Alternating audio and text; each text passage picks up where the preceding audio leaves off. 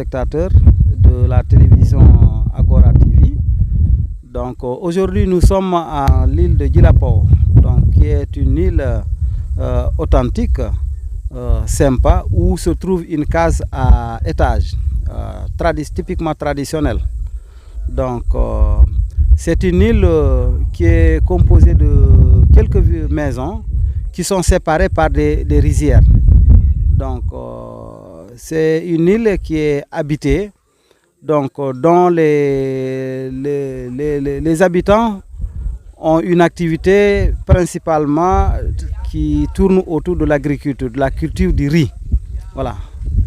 Voici les activités que les populations de l'île s'activent. C'est l'agriculture et plus tantôt la pêche aussi.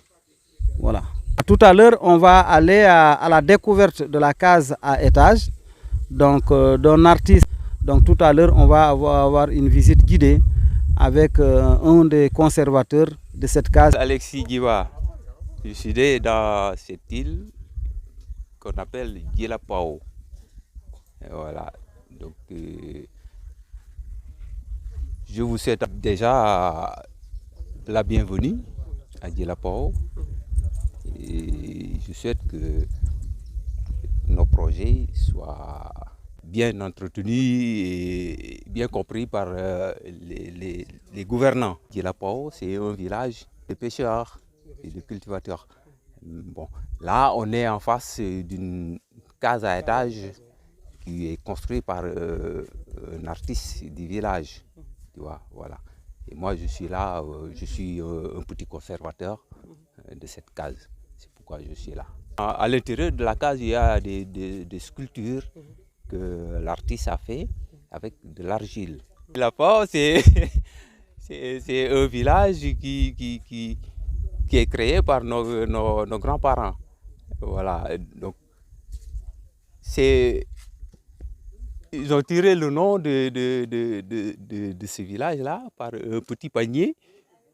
Il est à l'intérieur. On va voir le panier là et je pourrais détailler un peu comment est-ce que le nom est venu de Djilapao. C'est un petit panier que nos mamans mettaient le riz. Voilà, c'est ça.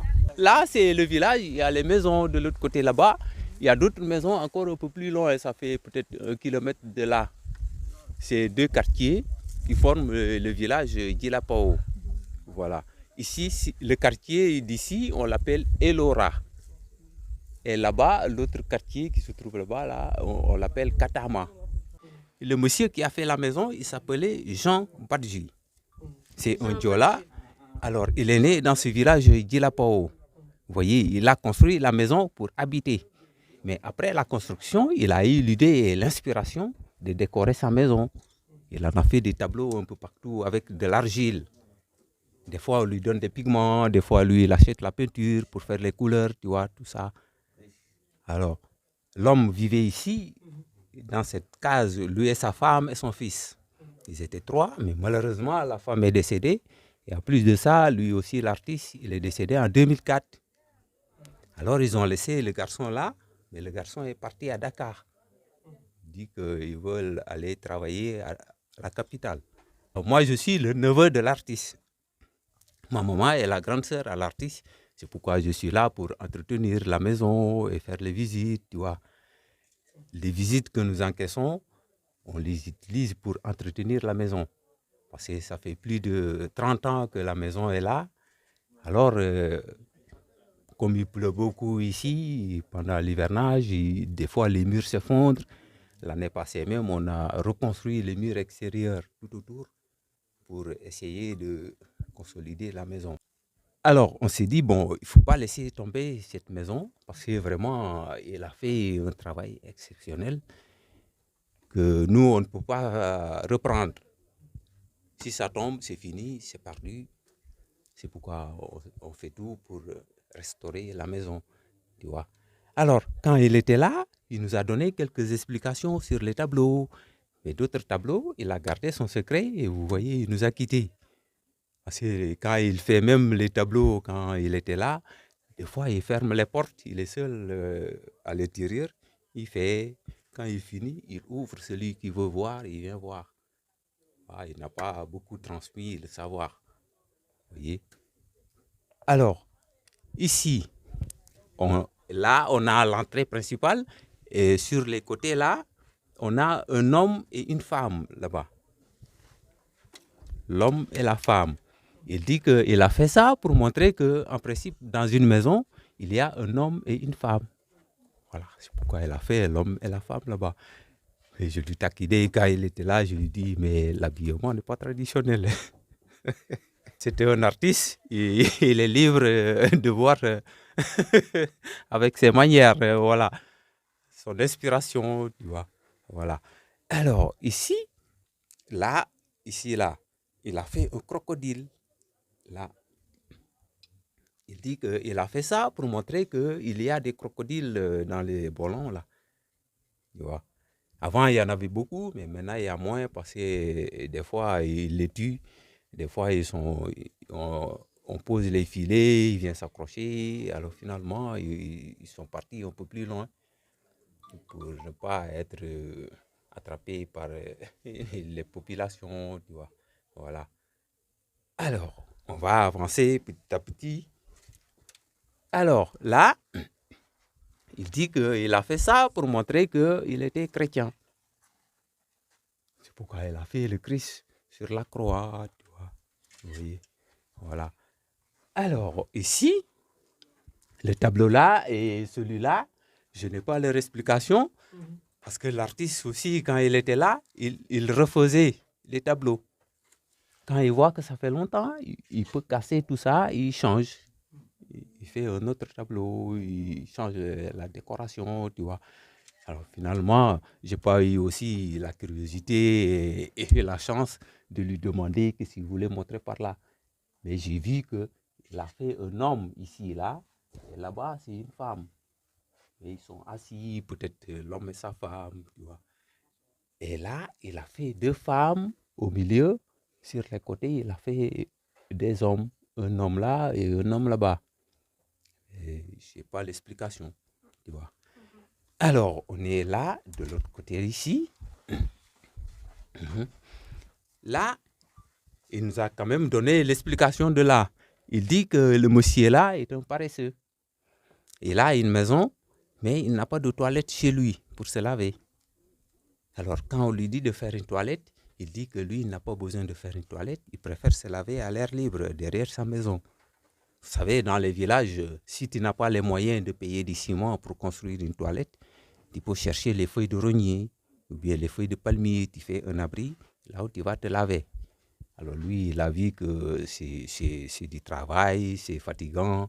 Il préfère se laver à l'air libre derrière sa maison. Alors un jour, il a fait son eau là-bas. Il est parti derrière la maison, il s'est déshabillé pour se laver. Il y a eu un singe qui est venu lui attraper les couilles. Alors, en haut là-bas, c'est le cochon.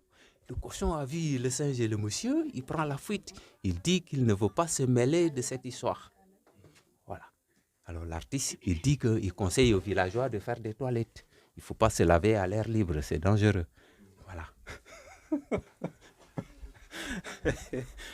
Voilà. Alors, on est là. Bon, l'artiste, il a...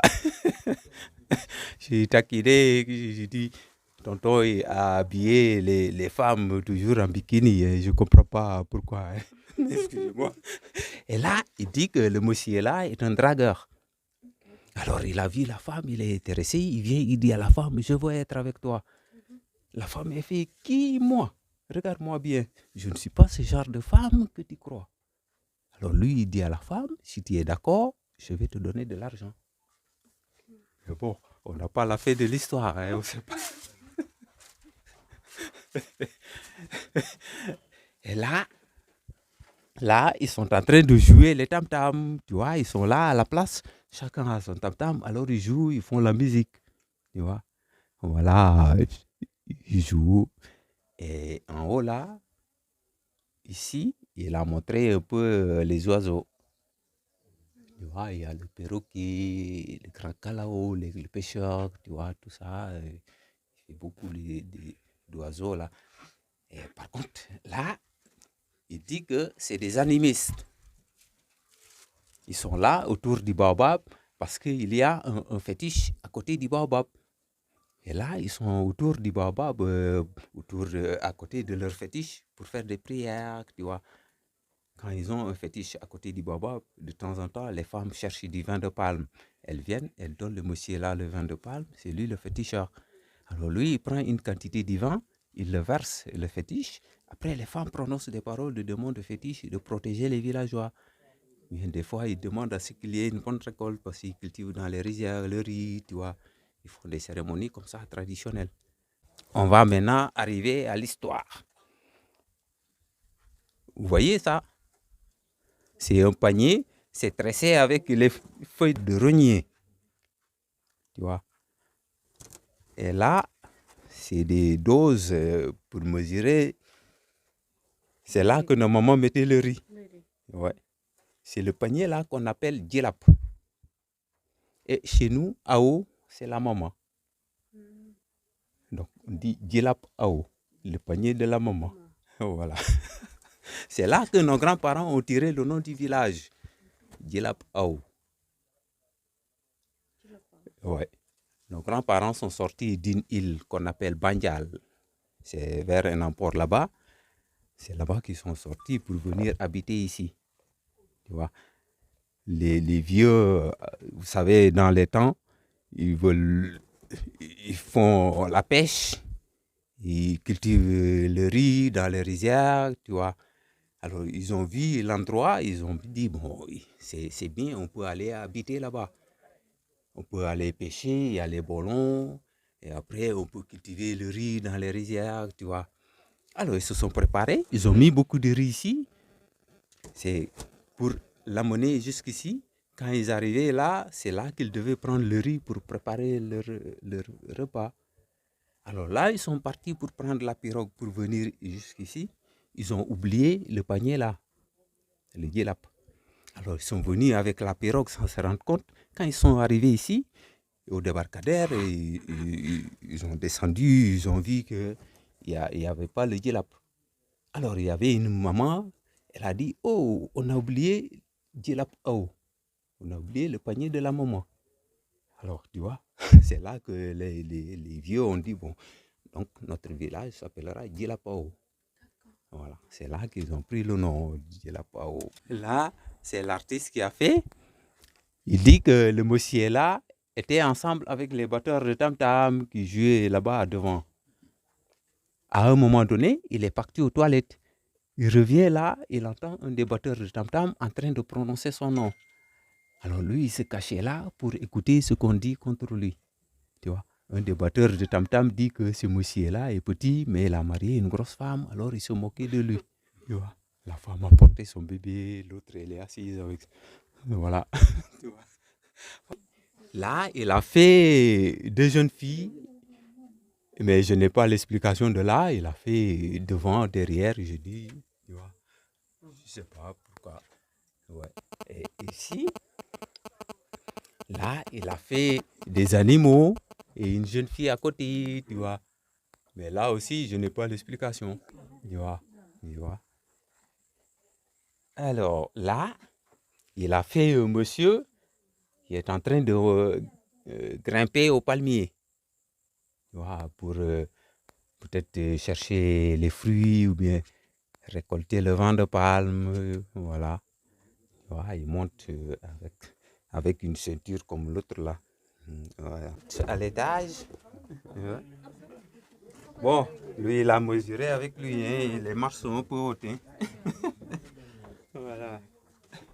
Alors, par là, il a fait des petites fenêtres tout autour, tu vois, et ça donne de belles vues. Hein. Que ces deux messieurs sont en train de voler l'enfant avec leur cheval. Alors la femme les a vus et leur barre la route. Et là, il y a un monsieur qui veut frapper le voleur. Tu vois. Et c'est, avec le temps, ça s'abîme un peu, tu vois. C'est l'argile, hein. Ça demande beaucoup d'entretien. Alors là, il dit que les jeunes filles là se baignaient à la plage. Alors de temps en temps, elles montent sur le baobab pour plonger dans l'eau. Là, c'est l'artiste toujours qui a fait. Il a montré les ustensiles. Tu vois, le canari, le bol en bois. Et là, c'est la fenêtre pour regarder un peu, s'inspirer, voilà. Regarder dans le village et peut-être avoir de l'inspiration. Voilà. Tu vois. Voilà. Là, séparé là. Mais le mur est tombé.